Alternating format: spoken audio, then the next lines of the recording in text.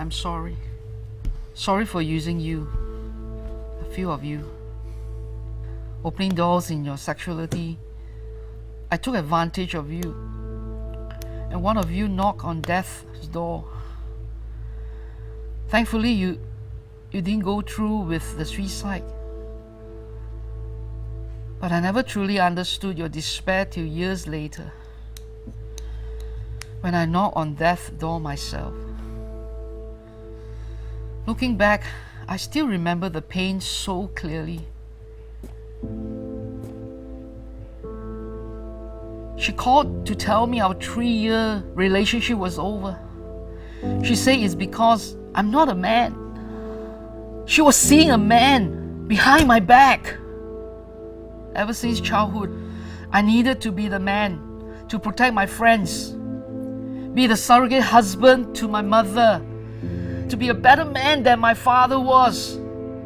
I tried to be better, but was not man enough for her. The night of our breakup felt like the longest night of my life. I look around our house filled with memories of our love. She was the first lady I found fulfillment in out of all the ladies I was with. We met while I was in the seminary, Bible school. Finally, a Christian like me. We shared common values. We could even study the Bible together. Well, some chapters at least. Other parts of the Bible we avoided when we were together because we knew what we were doing was not the kind of love God intended. I held on because of the hope that we could at least do life together. Forever? Or so I thought. I left the house determined to die. I couldn't care about the many children and youth who look up to me, always wanting to talk with Pastor Tryphena. Yes, I became a pastor after years in seminary. I managed to hide my lesbian ways from the world, but I couldn't hide from myself. I served a 24-hour notice and I left my job as a pastor. I was done meeting all their expectations. I left church with so much pain. Pain from causing hurt to the people that I love and I respected. I felt unworthy. I was done. No more mommy's good girl. No more Christian club president. No more pastor. No more people pleaser. No more protector of the weak. I started to pray on the weak. I was going to exercise true freedom. I went online and hooked up with many people. I became a sex addict. My porn habits got so out of control. I even tried sex with men, just to try and feel normal. But when the sex got meaningless and tiring, I knew I needed help. After 10 years of wandering in self-indulgence, I turned back to God. I plucked up the strength to trust God again. Part of my healing process required me to humble myself, to seek forgiveness from others and forgive myself. I struggled with the person in the mirror. I was always teased as Miss Piggy in school because of my size. At the back of my mind, I held on the thought that I was at least beautiful inside. But my brokenness caught up with me. I felt ugly outside and inside. I asked God if I could ever be made beautiful. If I could ever be, I'm broken. I came to understand that to be unbroken, I had to piece back the dark holes in my life. I had to process my painful past and forgive the neighborhood girl who laid on top of me and kissed me on the lips when I was just 6. She was also 6, but I guess there was a lot going on in her own family. Her elder sister stood there and watched the act of my sexual awakening with me, frozen, helpless. That was the first time I felt shame. I had to forgive my father for allowing the access of pornography videos in the house. I got hooked before I even knew what addiction was. I had to forgive my mom, who burdened me with family problems. I felt I was robbed of a childhood. To her, if I wanted love, I had to earn it. I also had to forgive the first woman who baited me only to mock me. Because hurt people. I wanted to hurt no more. It took around 20 years to now say, I am beautiful. I didn't do it by myself. God's hand was present every step of the way. I just cannot deny His power. Today, I'm a pastor at PLU C, Pursuing Liberty Under Christ. My team and I journey with Christians struggling with unwanted same-sex attraction. We shower them with love, acceptance, tears, and truth. We also journey with their families and church community. We show them that grace and acceptance doesn't mean compromise. You know what? Jesus sat and dined with sinners and the tax collectors during His time. He showed them the truth, while showing them grace and acceptance as well. You know, they received hard truth, yet they were still following Jesus and wanted more from Him. Why?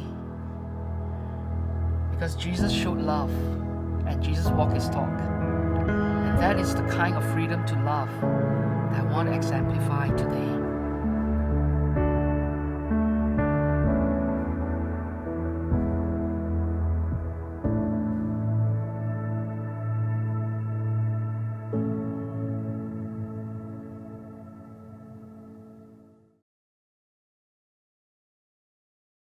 Hello, everyone.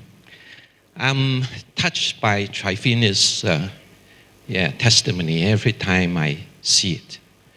And from her testimony,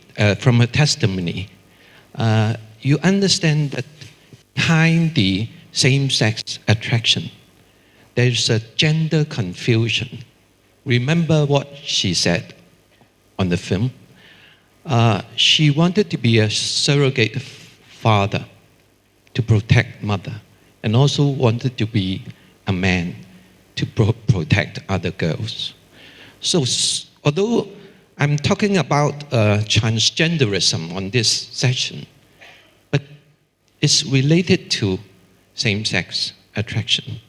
And this topic is really complicated, controversial, and difficult to understand. Now, people ask me the question, why am I so interested? Why do I have a heart to serve the LGBTs? And they suspected that I'm also gay. And I'm a gentle person, a gentle man with a gentle heart. Yeah, my wife commented that the more I serve others, I gradually become the people that I serve. So when I'm a psychiatrist, a practicing psychiatrist, I'm like other mentally ill. And then by serving gay, I'm more like gay. And of course, it's just a joke. And the actual reason why was in 1984, that was 35 years ago, when I was a trainee in psychiatry. I met a gay, a depressed teacher who came to me for help because of depression. And I chose him as a case of psychotherapy.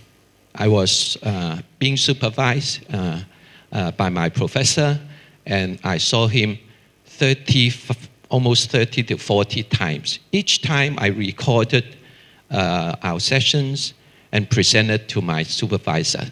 That was the first time that I really have a deep encounter with a homosexual. And God put in my heart a passion to serve them thereafter. So it's been 35 years. And of course, gradually, transgender came to me. Now, I only have 1 hour to talk on this topic. It's not enough. It should be 3 hours, but there's always time constraint. And I hope that after 1 hour, you will understand the problem a little bit better. But if after 1 hour, you don't really grasp what I say, it's normal. Don't feel frustrated. Because if this is the first time that you listen to this topic of transgenderism, it's really hard to grasp. Okay, now there is a world trend of allowing gender transition in early childhood. So in the past 5 years, more and more children with gender dysphoria are allowed to have gender transition at the age of 4 to 6 around the world. In Argentina, in US, Florida, in Australia. In Australia, they allowed a 4-year-old boy to have gender transition. Of course, with such a young age, there won't be any surgery, there won't be any hormone treatment, and so on. But they are given another sexual identity or gender identity. And for example, the biological boy was given a female identity, and then people relate to her as a girl. Do you agree to this way of doing things? No. Raise your hand if you say no. Yeah. If you disagree, right? But how come? How come this is happening around the world? There must be a reason.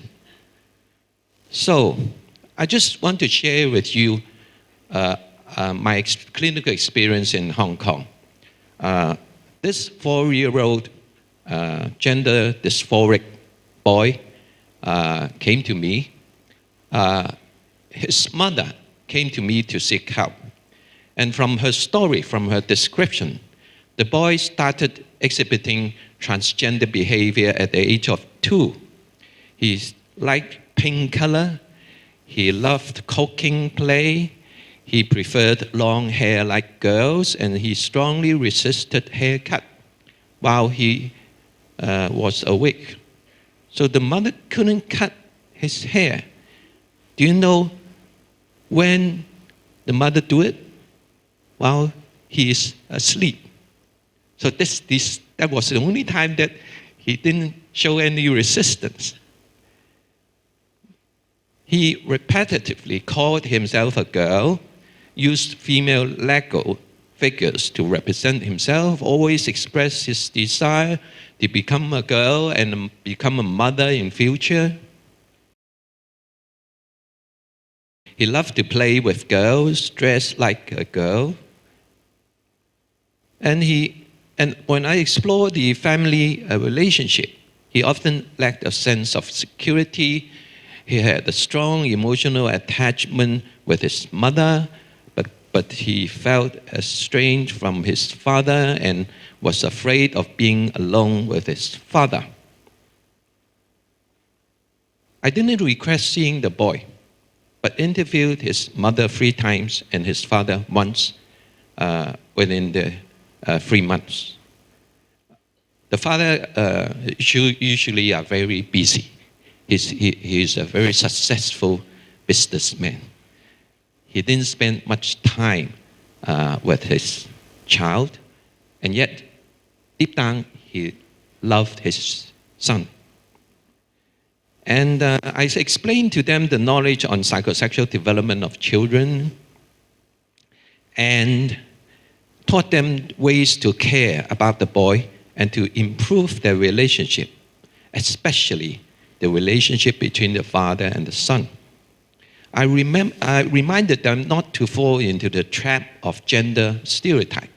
I remember the father asked me, what should I do to play with my son? Something make him more masculine. Okay, what kind of boy activities should I do? But I tell them, no, this is not the major focus. I gave them 2 books. One, of course, is Raising Gender Confident Kids, a practical guide by Dr. Melvin Wong. Their English and Chinese version is very good. And the second one I gave them, the parents, is a parent's guide to preventing homosexuality by Dr. Joseph Nicolosi. This is the first edition. I know that there's still one book out there, and you may, if you are interested, go and buy it. But now there's a second edition. Don't worry, go buy the first one. I still don't have the second one. I only have the digital copy of the second one. It's still not available. And there's only minor differences between the first and the second edition. Get hold of it. And because there are a lot of examples that Dr. Nicolosi show his clinical experience. So I gave them the 2 books and they have read it. And my advice to the fathers was very simple. Just spend more time playing with your son. More time playing with your son. Relationship is more important than what you do. So I encourage the father to spend more time interacting with his son, playing, reading, swimming, hiking together, etc. And what the son likes to do, go ahead. Do it with him. Play with him. This is the most important. And I also encourage the father to tell stories, get storybooks with content of father loving children, and with male as main characters, and to accompany his son to sleep as he tells this story. I remember I also advised another father to go to see movies with the son. Now, male character, don't go to see Batman, okay? Too strong, too masculine, right? The boy won't identify himself with Batman. Go to see Spider-Man, right? A weak boy, a weak failure, but yet later on he turned to be a hero, right? That's the kind of story and movies that the father should. Don't jump a big step. It's not possible. We have to go slowly and one step at a time. So, hug more, praise more, blame less. Now, a lot of fathers, they are so used to, take care of the daily needs of their children and try to teach them. These are usually the only 2 things that fathers do. And if the son doesn't listen, they will scold them, reprimand them, and so on. So, father seldom know how to emotionally support their sons, understand their feelings. It's very hard. But this is very important. Don't be that negative. Try to be more positive with more expression of feelings, acceptance, and so on. Now, if you read the return of the prodigal son, the parable, remember the father was waiting for this younger son to come back. And when he saw that son, Ian last night described it very well.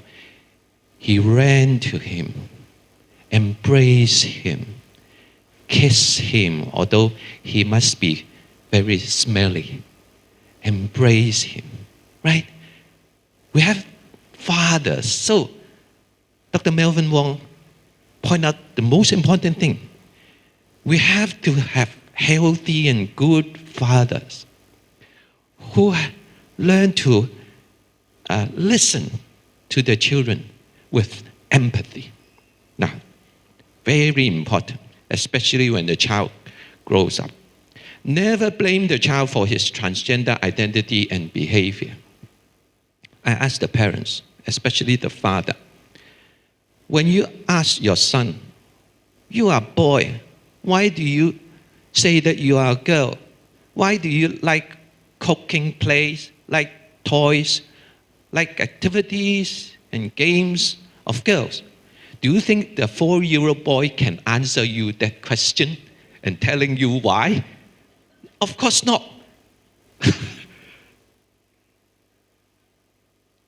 He just say, I like it, right?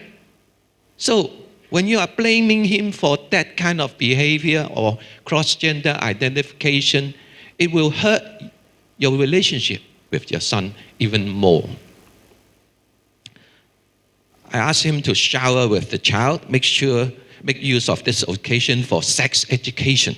That's the best way of doing sex education when young, not adult, right? And okay. Yeah, because the son will see father's body. It's different from him, but it's similar in a way. They both have a penis. And then the father say that, oh, you are the same with me, right? We are male. And when you grow up, you'll be like father. Wow, strong. Well, although the son identify himself as a girl, but you can just tell him.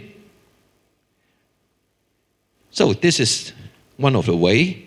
Now, my advice, aim at letting the child feel the love, reassurance, and protection of his father, and slowly identify himself with his father. The more you have an emotional bonding, attachment with a person, and when you love to be with that person, there are a lot of laughing, happy times. It's very natural that you will identify and model after him. This is very natural. So the father has to be the role model of his son. But if you don't just give him time and you say you love him, well, that's a lie. How should the mother collaborate? Of course, the mother's role is also very, very important. Mother has to let go. Remember, just now I mentioned an over-attachment to the mother. Why does a child develop an over-attachment to the mother?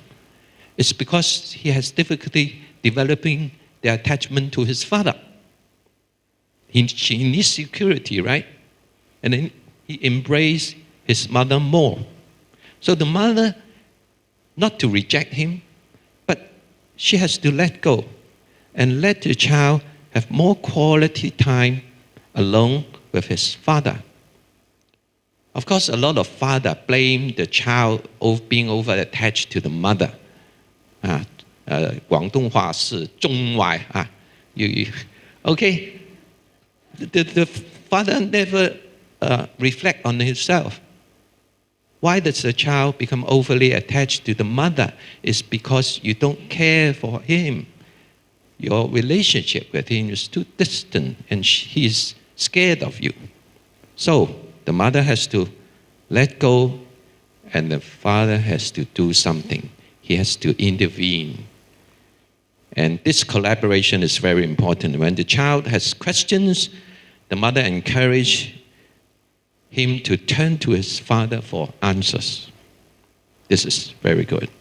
So, the mother has to do another thing to compliment, to appreciate the father more in front of the child, to boost up his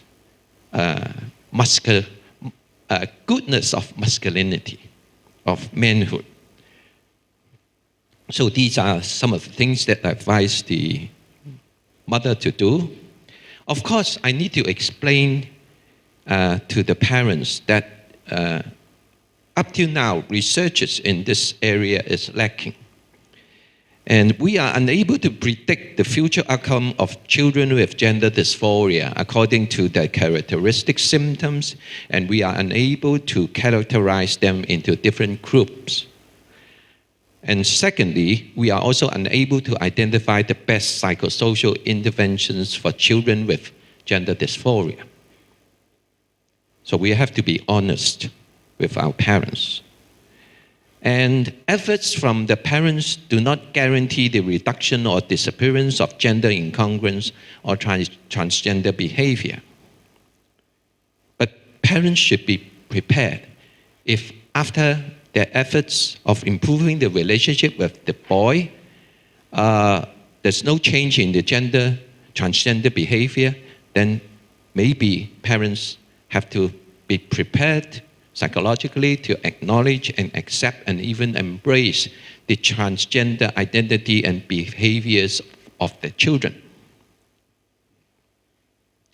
And I advise them, always love and support your children regardless of their gender. So, these are psychological preparation for the couple. And 4 months later, what did they report? There was a progressive change of expressed gender. Initially, the boy identified himself as female. 2 months later, as half boy, half girl. 4 months later, he identified himself as male. But I encouraged the parents to persist with their efforts, especially the father. You know that fathers are more task-oriented. Once the crisis is removed, they tend to, return to their own interests and work. So, father is so important. Yes, right? Healthy father. Yeah. Okay. So 4 months and then 8 months later, the child clearly accepted his gender identity as a boy, preferred light blue, even though in a recent self-portrait he pictured himself wearing a pink shirt, and expressed desires to become an engineer, fireman, doctor, dentist, and etc. He wanted to become like his father when he grew up. When I presented this story once in another group, people say that, oh, Dr. Hong, you are very gender stereotype. I say no. I asked the parents not to be gender stereotype. I didn't ask the parent to teach this to the son. I didn't do it. But he himself made the change. I mean, it's a spontaneous change. And they failed to do it for 2 years. Remember, around 2 years, he already expressed his transgender identity and his likes and dislikes already. For 2 years, the parents had tried to put him in a gender stereotype, make him back to a boy, right? And they failed. It's because they failed. They came to see me. And what did I do? Change the relationship between the parents and the boy. It's the relationship which was my focus, not the transgenderism. And I even reminded them not to scold the child for his transgender behavior. So, I'm not a gender stereotype person. I'm a gentle man. And even after 39 years, my wife couldn't change me. Okay. He did not like to play with girls' toys anymore, although he was fond of playing with cooking.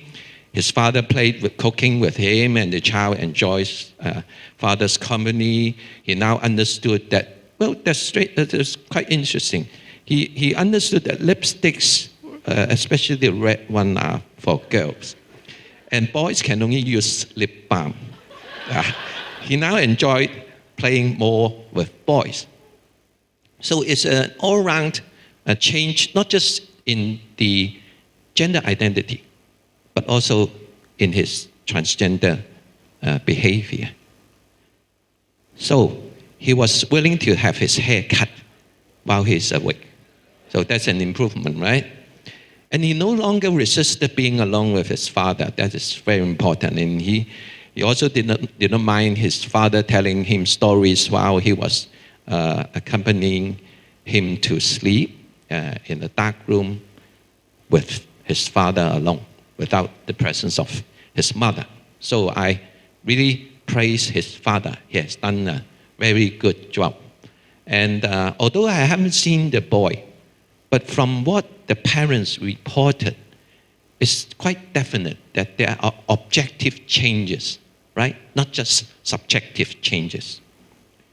So after 8 to 12 months, the child no longer satisfied the diagnostic criteria of child gender dysphoria, according to the DSM-5. And apart from the change of the boy, the parental relationship also improved. You can imagine how worried was his mother. Well, it's a boy, but he said this is a girl. So the mother must be very worried. And she was helpless. She knows that the son needs the father, but the father is too busy. So must have some grudges on the father, right? Okay, so the relationship improved. Now, what does the story tell us? The gender identity, the subjective sense of maleness within, develops at the age of 2 to 3. And then 4 to 9 seems to be the validation or solidification phase. And during this period, it's more fluid. So when I catch this time, when the parents come to seek help, when I change the relationship between the father and son and mother and son, then the gender identity change. Of course, if passing after the period of 10-year-old, changing would be more difficult, but it's still possible. And then the third stage is sexual orientation. As I've just said, although sexual orientation and gender identity are two different things, sexual orientation is the sex that you fall in love with, that can arouse your sexual stimulation or reaction. And gender identity is how you feel, whether you are a man, a maleness, or femaleness. So it's different. But developmentally, if you have problem in the gender identity, or you have gender confusion, or you have gender nonconformity, this is one of the prerequisites of homosexual orientation. So, and now I strongly recommend you to read this book. This is a book, 5 stories of parents with transgender children. 2 stories is the 4-year-old and the 7-year-old boy with gender dysphoria. The 7-year-old boy also followed the same path. When I helped the parents, and then when the relationship improved, then the transgender behavior diminished. So this is a very good book about how the parents suffer. A lot of tears, heartbreak of parents when they know that the children are transgender, more so than homosexual. Do you know the reason why? When a person is homosexual, you don't have words written on it, I'm a homosexual, right? But when they are transgender, when they cross-dress, right? You can't hide. So it's more difficult for parents of transgender. And also, because the parents are so afraid that their children will mutilate their body going through the sexual reassignment surgery, taking cross-sex hormone can be harmful, right? Yeah, so the parents of transgender, they are in a more, they have more stress and difficulties face. So this is one of the statement of one of the parents. There's a pain that is unspeakable. Do you have a pain that is unspeakable? You just can't tell people, but it's so painful. So go ahead reading it. It's free. Because you have so many people, I just can't carry so many. And also, we only have Chinese hard copies. And I can give you the English version, okay, in the form of PDF. So most parents do not know what to do with their transgender kids. There are three common response. The first, the child will grow over it with time. So we don't have to do anything. In a way, it's true. I'll tell you the reason why. Okay? A lot of parents don't do anything. The second, more common, especially from the father, to scold the child, force the child to give up the transgender behavior or gender non-conforming behavior, but it further damages the parent-child relationship. When the child is already very distant or is already very afraid of the father, and you scold, the father scold him and say that you are not a boy, what you are doing is a girl.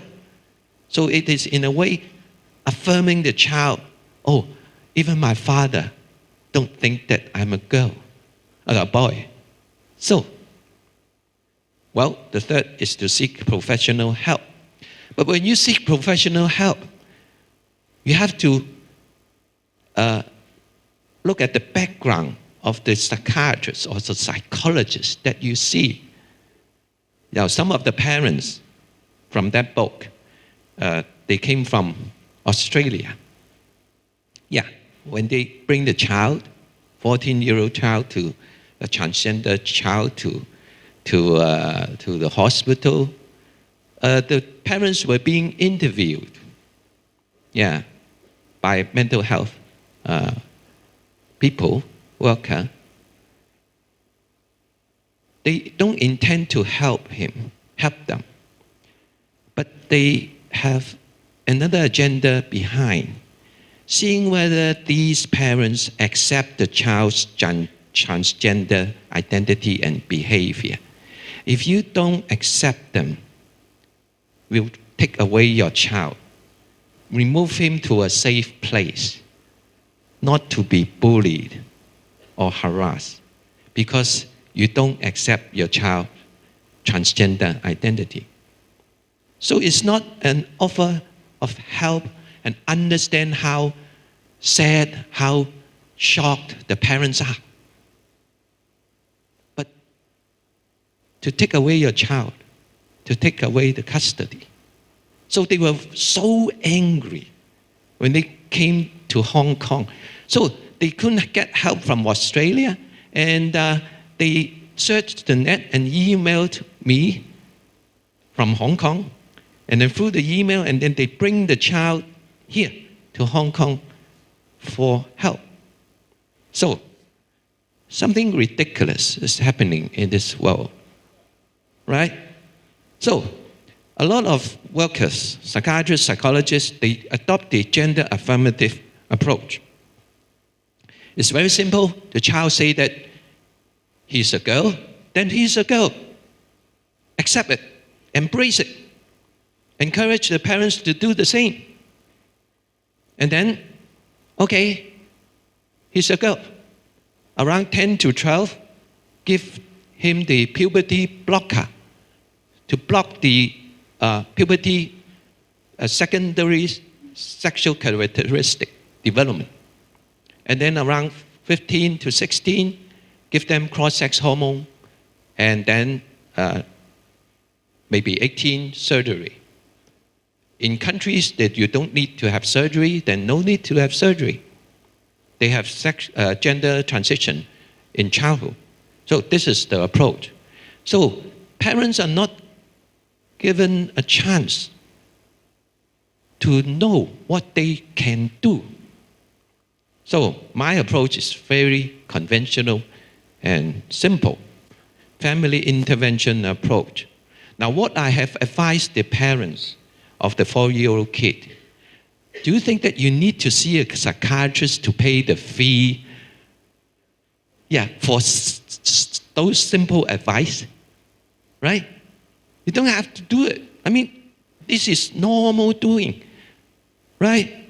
So, family intervention approach, explain the psychosexual development, explore and correct the underlying causes, not the tackling on the transgenderism.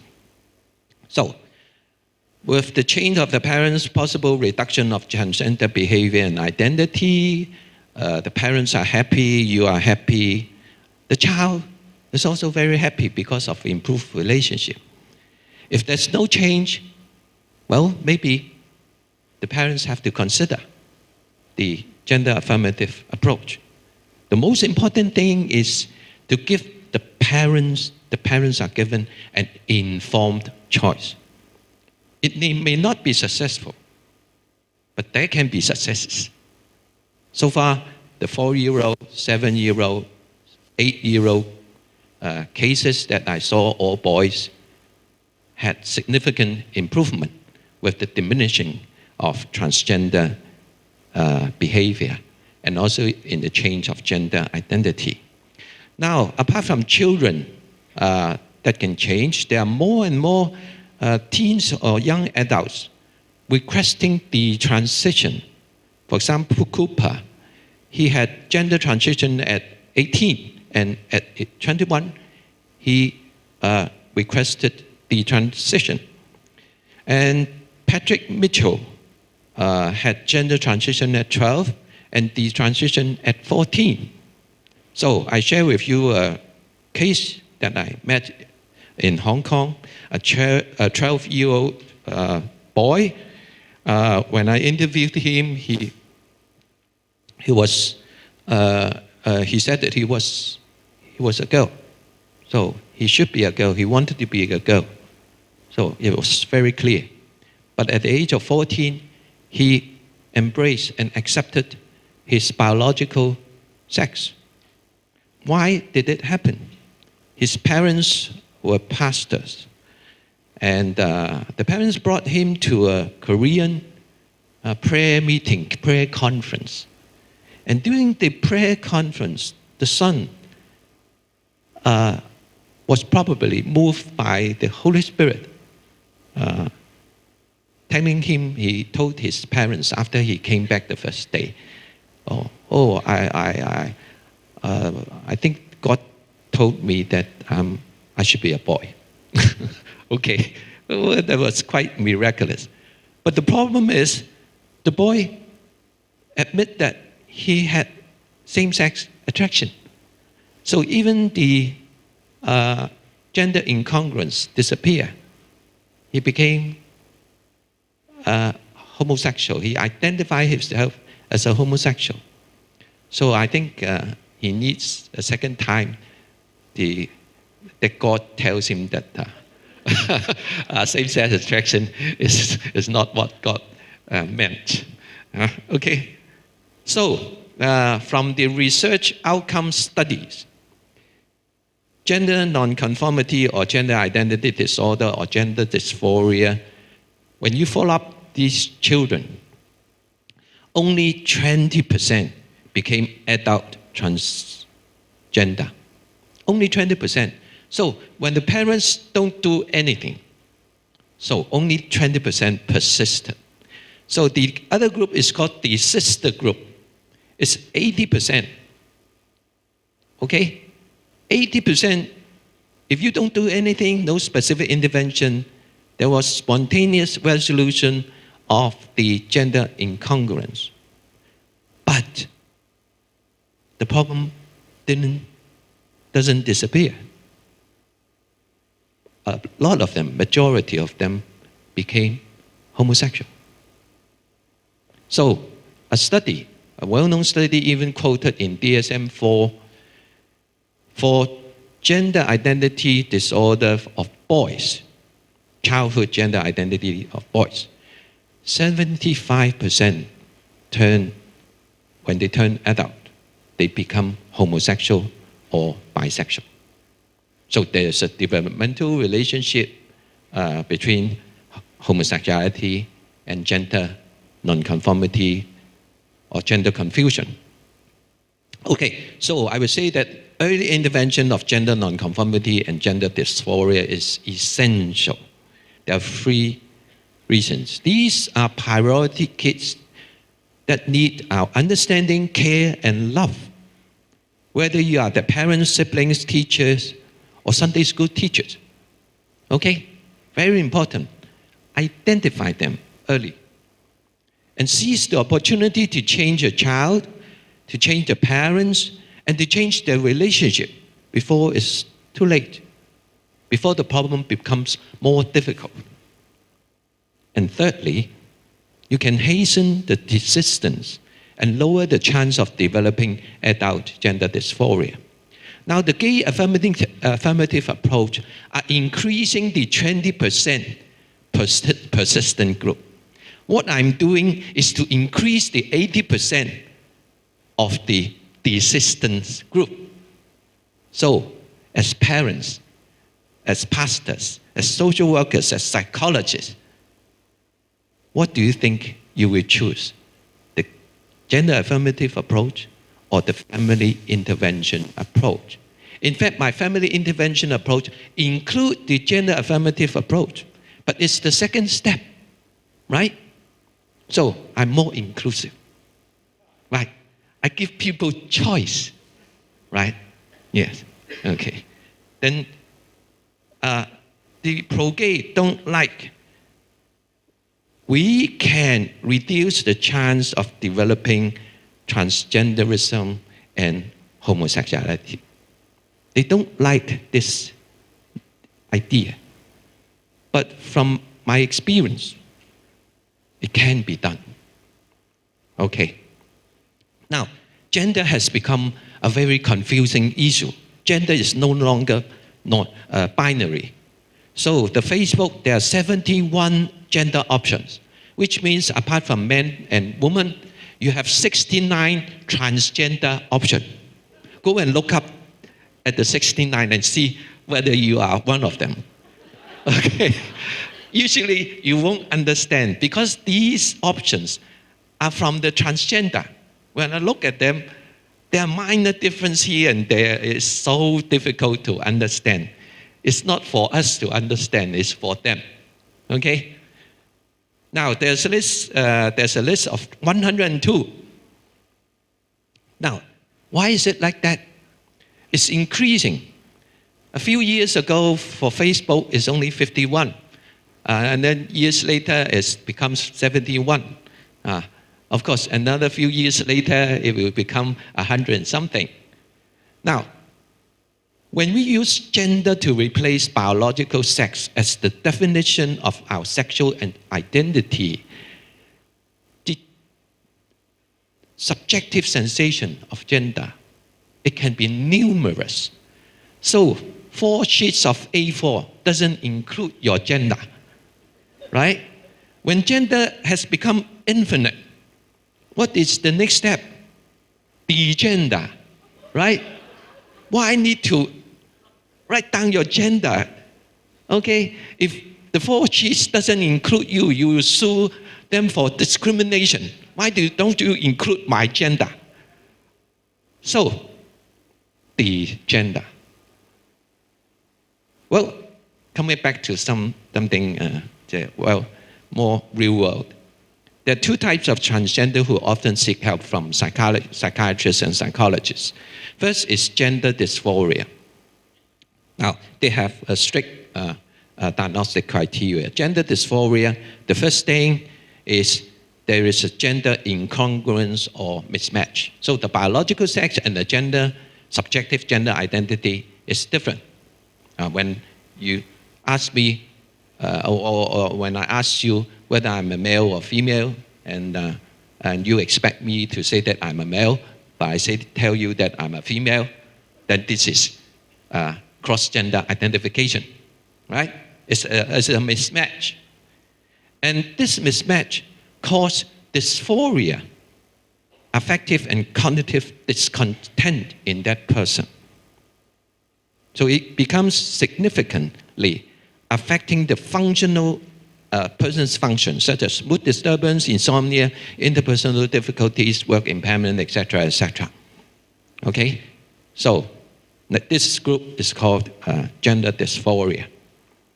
And the second group is among the group of gender dysphoria, they want to seek or undergo social transition. They want to live publicly as the other sex. These are transsexuals. Now, people with gender dysphoria, they might remain in that condition for life. They may not seek social transition, but transsexuals, they want to have social transition. What we call male to female, MTF, or female to male. Some, they cross-dress, is okay.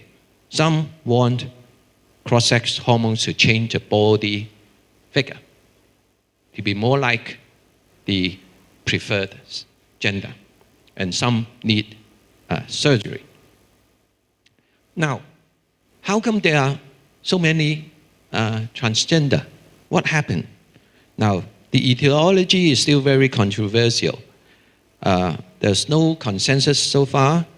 For example, the New Atlantis by Paul McHugh and Lawrence Mayer, they have the conclusion. They reviewed more than 200 peer-reviewed articles, and the conclusion in the overview of the neurobiological and genetic research on the origins of gender identity, there is little evidence that the phenomenon of transgender identity has a biological basis. In DSM-5, it was pointed out that biological factors are there, contributing and in interaction with social and psychological factors to gender development. So all genetic and environmental factors, they interact with each other in affecting the gender formation. No transgender genes yet identified. Well, what about the twin studies? You know, people from twin studies, they want to ascertain the heritability and compare the difference in concordance between monozygotic twins and dizygotic twins. You know that monozygotic twins, you have it shares the same genes. The dizygotic is two fertilized eggs, so it's like sibling. They have 50% similarities. So they've tried to find out whether in monozygotic twins, how many pairs of twins both are transsexuals. So if transgenderism is inborn, like our skin color, like your eyes color, then what do you think the concordance rate should be? 100%? Oh no, seldom you have 100% concordance. Maybe more than 50%, right? To show the genetic effect is very important. Well, in actual fact, it's only 23 to 33%. So I would say the twin studies shows that environmental factors are more important than genetic factors in the formation of transgenderism. But yet, there is the presence of genetic factors. what we call more like a genetic predisposition. Well, a lot of illnesses, you have genetic predisposition. Diabetes, high cholesterol, cancer, and so on and so on. So the genetic factor is not sufficient to develop that condition. It has to have other environmental factors that bring this out when you grow up. So the genetic factors, how does it affect the transgender development? And we have to find out more. Now, there's one thing that also supports that transgenderism is not inborn, like skin color. It's the gender fluidity. Now, if it is inborn, how come we have the 4-year-old child, 7-year-old child who are very sure about their gender identity changes after some family relationship changes, if it is inborn? Okay? And a lot of people are gender fluid. If you go out to the net, there's a UK police officer called Callum and Abby. Callum is the male name. So he has, at the same time, a male identity, police officer, male, and female identity. So depends on the circumstances, the suitability, then he can produce the male or the female. That was given by the police station. You might find it very weird, right? It happened. And Tabitha and Tate, go to the net. I don't know whether tomorrow I'm a female or a male. I'll tell you when I wake up. Okay, he or she said this. So these fluidity. Now, fluidity, you can't tell that, you can't say there's genes that determine. Okay, what about the environmental factors? There are a lot of controversies over these because it's really hard to do studies on this area. It's a person, the character, and so on, likes and dislikes and everything. But anyway, clinically and research, first thing is an inappropriately close maternal and overly distant paternal relationship in boys with GD. And the second is both parents are distant from the GD son. So it can be like the first, can be the second. What do you think of the 4-year-old boy? 4-year-old boy is 1, right? Okay, I have other cases, it's 2. And the third thing is inability to mourn a parent or an important attachment figure in early childhood. When one of the parents died early, and then that can affect the transgender development. Increased rate in psychopathology of mothers. People will say whether it's egg or chicken, right? When you have a transgender child, the stress of the mother or the parents are great, right? Whether it's the egg or chicken, cause or consequences. So all the investigations or researches are more with boys because boys are more common. Do you know why boys are more common? Now, remember, when the children, irrespective of a baby, irrespective of our sex, the primary attachment figure is the mother. So, for girls, the development of psychosexual development is rather smooth, right? Attached to mother, identify with mother. It's very simple. But for boys, they have to separate and individuation, and then develop attachment with the father, and then model after the father. So the boy go through a more difficult developmental process. It's an identification shift, right? And is it more common to have an unhealthy father than an unhealthy mother? What do you think? Yeah. So, father is very important. I'm not, forgive me if you are a father. I'm also a father. But we have to accept the fact. Okay, now we have temperamental, anxious kids. They're more sensitive, they are more anxious, they are more easily harmed. They desire more the attachment and bonding. Parental tolerance for gender nonconformity is another. I have the 7-year-old case. The mother, in a way, was very open, and he finds that his son is very talented in drawings, beautiful drawings of dresses, of ladies, colorful, and so on. She bought several cloths, and then he can use the cloth to design several dresses. And the mother was, in future he'll be a costume designer and so on. And the father saw what happened to the boy. Wow, there's something wrong, right? Okay, so the mother was very tolerant.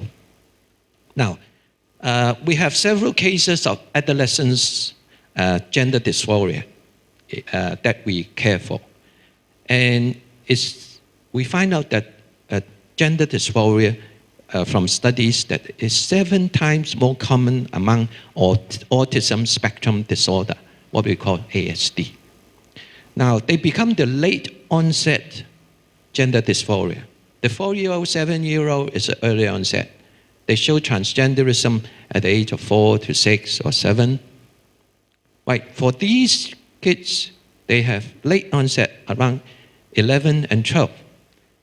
When we ask the parents, when we took the history, they say that when they were young, before 10, they never expressed any transgender behavior. And a lot of them, they have one common experience, is they were being bullied, harassed, and teased by their same-sex peers. So they were, in a way, they came to the conclusion that it's very hard and difficult to live as a boy or a man. So they prefer and they see that women or girls are more protected. People are more lenient to girls. So girls are very, lucky.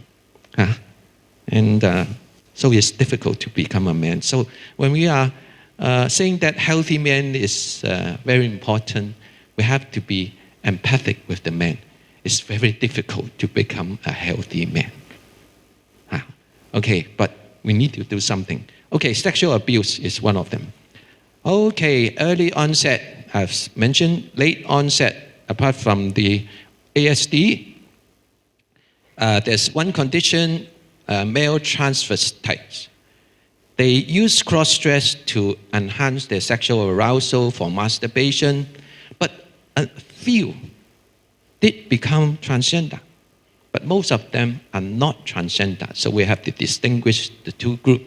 Don't mistaken them, the transgender as transvestites. Otherwise, you are, in a way, doing harm to them. So there's another one, is rapid onset gender dysphoria. The female more than male, so it's different from the ASD group. Now, what are these? Teens or tweens come to identify as transgender out of the blue. Again, not childhood, without any childhood history of transgenderism. So Michael Bailey is the leading researcher. It becomes a socially contagious phenomenon. It's influenced by social media sites, and they come out together. So there are several girls who want to have social or gender transition, grow together, they are together. So this is another group, but I don't see it in Hong Kong. It happens in United States. They're always leading in this area. Okay. What about the puberty blocker? When I mentioned the puberty blocker, I noticed some of the audience, they shake their head. Yes, it's not FDA approved. It can cause severe side effects, especially for female to male transsexuals. Severe joint pain, osteoporosis, compromised immune system with the Lupron that was prescribed, and mental health issues such as depression and suicidal ideation. There are lawsuits on Lupron already, causing extreme bone density loss. It's irreversible in a way because those lost years of bone development cannot be regained, and impaired pituitary function may persist because you are intervening the normal hormones inside the development. A research showed that those adolescents who use the puberty blockers continue with the gender transition process into adulthood. So those who use it, it's very likely that they will continue with the road of transgenderism, of social transition. And if you don't use it, let the puberty develop naturally, like the cases that I have quoted, they might, to a certain point, accept their biological sex again. So, what about transgender adolescents and adults? Now, the question is, why do people encourage the gender transition in so early an age, whether in adolescence or childhood? They claim that it will prevent them from suicide and prevent them from moving away from home. But the studies show that, for example, a study from Boston, 180 transsexual youth, they are already given a gender transition already. They still suffer from 2 to 3-fold increased risk of psychiatric disorder, including depression, anxiety disorder, suicidal ideation, suicide attempt, and self-harm. Now, it doesn't mean that when you permit them for social transition or gender transition, the problems disappear. They still have an increased risk of psychiatric disorder. Why? As I've said, what caused the transgenderism? If you don't tackle the cause and you just help them change, remember the 4-year-old boy, if he were being brought to a gay affirmative approach psychiatrist and then encourage the boy to change gender. So you don't tackle the relationship problem between the father and the son and the mother and the son. That caused emotional disturbance in the kid, right? So just help them think, change their gender doesn't solve that problem. So, okay, what about adult? Adult is very difficult to change, I tell you. We better prevent. We better have early intervention, right? Yes. But when they are adult, possibility of change is still there. Don't give up if you have children already in adulthood. So there are 3 approaches. The main goal, of course, is to reduce the gender dysphoria and incongruence.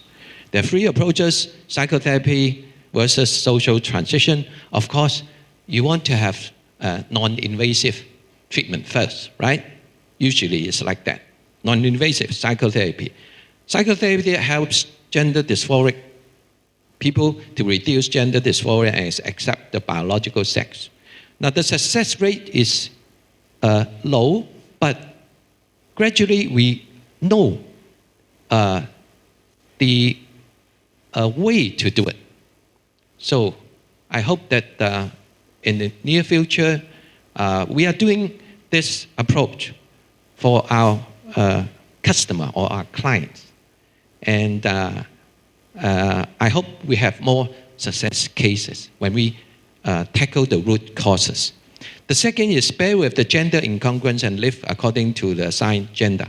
This is one of the approach of some Christians. I met a Christian who has this gender incongruence. He did want to change sex or even had thought of surgery, but after he became Christian, he understands that God made him a man biologically. This is God's plan.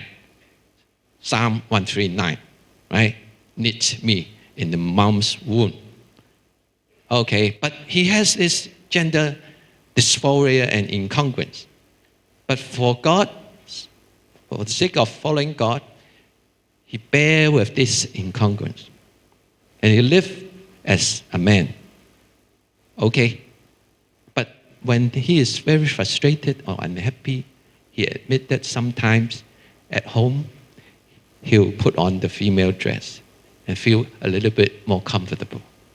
Well, we do it that way, right? When I'm in severe stress, what I did not to cross-dress, but to take Coca-Cola and chips. Right? So we allow that, right? Okay, we can't be perfect. So this is the second one. And the third is to have cross-dress, hormones, and so on. Then as I have said, using hormone and gender transition isn't a panacea of solving your problem. So a lot of researchers tell you that after the surgery and so on, after change in the gender identity or the sexual identity, getting the ID, they feel good. They feel better, well-being, and so on. But this could be just the honeymoon period. Okay, there is a subjective way and an objective way of assessment. So a Dutch study find out that the male to female group, there's still increase in mortality due to various reasons: suicide, acquired immunodeficiency syndrome, cardiovascular disease, drug abuse, and other unknown causes. So the change in with the help of cross-sex hormone or the sex reassignment surgery, they are still having a higher than normal mortality rate. Okay, long-term study, others from Sweden, considerably higher risk of mortality, suicidal behavior, psychiatric morbidity than the general population.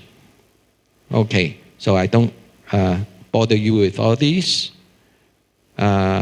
Problem is encountered by transsexual. There are still tension and conflicts with family and friends.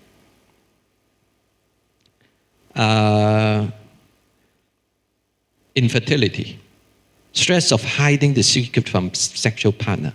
They are so afraid when they have sex. For example, the male to female, they don't want to show the scars. And it's hard to keep the vagina. So dissatisfaction with sexual life, there's no normal sexual arousal or orgasm. You have to, in a way, make it out, and past intimacy trauma still unresolved. So if it's due to past trauma that caused the transgenderism, you just change the sex, doesn't help the main problem. Long-term adverse effects of cross-sex hormone. So I'll leave it to you to watch these. There are long-term side effects.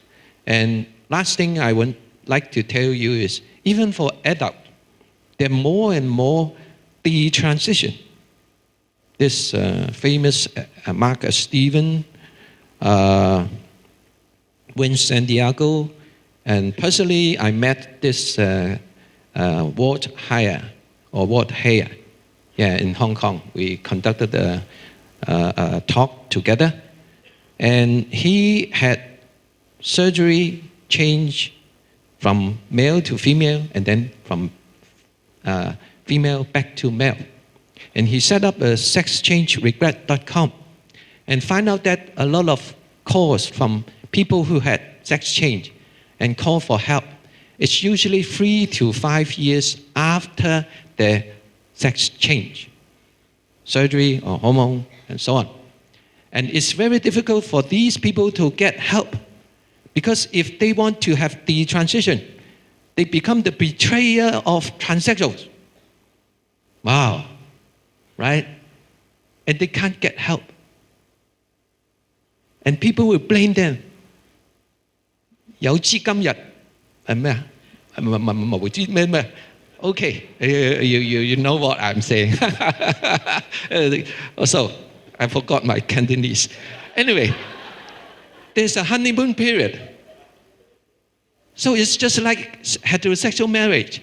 We have a honeymoon period of a few years, and you started to regret, why I should marry this guy or person, right? So be realistic. So we have to really think more about this problem. And there are a lot of lies from the pro-gay movement. So, thank you very much.